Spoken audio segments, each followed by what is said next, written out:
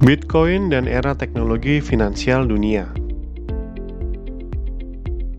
Hai, selamat datang di channel YouTube Ngeteh. Saya ingin membahas 3 hal menarik dari buku Digital Gold karya Nathaniel Popper. Tapi sebelumnya, bagi kamu yang baru saja melihat video ini atau baru lihat channel ini, kamu boleh klik tombol subscribe dan klik tombol loncengnya untuk mendukung kami terus bertumbuh dan update video-video inspiratif dan positif. Selama ribuan tahun, manusia telah menggunakan uang fisik sebagai alat tukar. Hingga hari ini, kita terus menerima benda kecil yang bernilai ini sebagai bentuk pembayaran. Pernahkah kamu berpikir kalau sistem ini sudah ketinggalan zaman di era teknologi digital saat ini? Beberapa orang berpikir kalau uang fisik memang sudah ketinggalan zaman, makanya cryptocurrency Bitcoin pun muncul. Kalau kamu belum pernah mendengar Bitcoin dan cryptocurrency, ini kesepakatan bagus untuk kamu untuk belajar. Yang pertama, Bitcoin. Di tanggal 9 Januari 2009, seorang pengguna internet misterius yang tersembunyi di balik nama samaran Satoshi Nakamoto mengajukan gagasan yang akan mengubah dunia keuangan selamanya, yakni Bitcoin. Bitcoin adalah nama mata uang digital yang sangat berbeda dari sistem keuangan tradisional manapun. Perbedaan lain Bitcoin dari mata uang biasanya adalah tidak adanya otorisasi terpusat. Tidak seperti bank, tempat kepemilikan dan transfer setiap pengguna disimpan secara pribadi. Bitcoin menggunakan database komunal yang disebut sebagai blockchain yang bisa dilihat oleh semua orang. Blockchain seperti buku besar publik yang menyimpan catatan semua Bitcoin yang ada di setiap transaksi yang pernah dilakukan. Tetapi, daripada ditempatkan di satu tempat, mekanisme yang dirancang dengan brilian mendistribusikan catatan yang sama persis ke setiap komputer di jaringan Bitcoin. Untuk membuat dompet Bitcoin hanya dibutuhkan alamat email, sehingga siapapun bisa membuat akun Bitcoin. Dan Bitcoin memiliki potensi untuk digunakan sepenuhnya secara anonim. Bitcoin juga memperbarui mata uang tradisional dengan mengintegrasikan teknik enkripsi yang kuat ke dalam intinya. Penarikan Bitcoin menggunakan kriptografi kunci publik yang kuat yang bahkan tidak bisa diretas oleh superkomputer yang paling kuat sekalipun. Kriptografi kunci publik memiliki 2 komponen, kunci privat dan kunci publik. Ketika transaksi Bitcoin terjadi, kunci publik dicatat di blockchain untuk dilihat semua orang. Tetapi, hanya pengguna yang melakukan transaksi yang memiliki kunci pribadi yang diperlukan untuk mendeskripsi transaksi dan mengakses dana.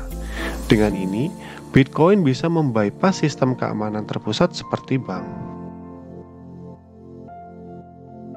Yang kedua, krisis keuangan di Argentina. Sejarah negara Argentina penuh dengan krisis keuangan dan inflasi yang parah. Bitcoin menjadi cara melindungi dana dari campur tangan pemerintah. Orang-orang di Argentina terbiasa menyimpan uang mereka dalam bentuk tunai, karena, seperti di banyak negara berkembang, membuka rekening bank itu sulit, dan mendapatkan kartu kredit bahkan lebih sulit.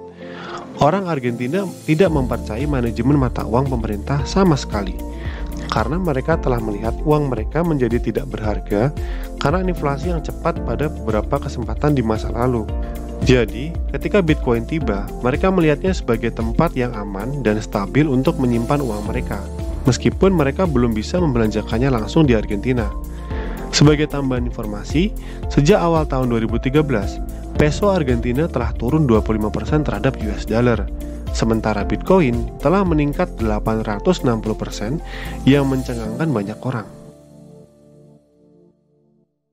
Yang ketiga, protokol Bitcoin mengungguli mata uang mainstream. Sama seperti internet yang membebaskan informasi dan komunikasi dari layanan pos dan korporasi media besar, beberapa orang percaya Bitcoin akan membebaskan uang dari pembatasan yang diberlakukan oleh bank. Dan mereka mungkin benar. Suatu keuntungan utama yang dimiliki Bitcoin dibandingkan bank adalah kemampuan mentransfer uang secara instan. Kita hidup di mana normal untuk mentransfer ukuran gigabyte melalui internet dalam hitungan menit atau menelepon teman di sisi lain dunia dalam kualitas HD. Namun, transfer bank masih membutuhkan beberapa hari. Sistem digitalisasi Bitcoin membuatnya sangat cocok untuk ekonomi baru internet. Universalitas Bitcoin memungkinkan uang melintasi batas tanpa biaya transaksi asing, karena mata uang digital bisa dengan mudah dibagi dalam jumlah yang sangat kecil. Bitcoin tidak hanya mengubah dunia keuangan. Sebagai contoh, sistem verifikasi yang kuat memungkinkan orang untuk membangun kepercayaan dalam berbagai hal. Karena semua orang bisa melihat blockchain dan tidak ada yang bisa memodifikasinya, konsep ini juga bisa menggantikan sistem kepercayaan hukum tradisional, seperti ketika seseorang membutuhkan saksi untuk menandatangani kontrak atau surat wasiat. Di masa lalu, seorang pejabat seperti notaris atau pengacara harus hadir, tetapi dengan blockchain, semua orang bisa melihat kalau kontrak benar-benar terjadi. Bitcoin memiliki kekuatan untuk mengganggu secara mendasar cara kita menggunakan uang, tetapi penggunaan Bitcoin yang paling menarik masih akan bisa ditemukan di kemudian hari. Sampai saat ini, Bitcoin sudah bertumbuh menjadi aset bernilai miliaran dolar. Menurutmu, bagaimana masa depan Bitcoin?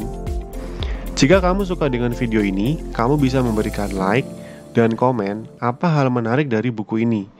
Dan komen juga mau video apa lagi yang akan saya bahas. Share agar orang-orang terdekatmu bisa bersama-sama bertumbuh bersutif. Saya Willy dari Ngeteh, sampai jumpa.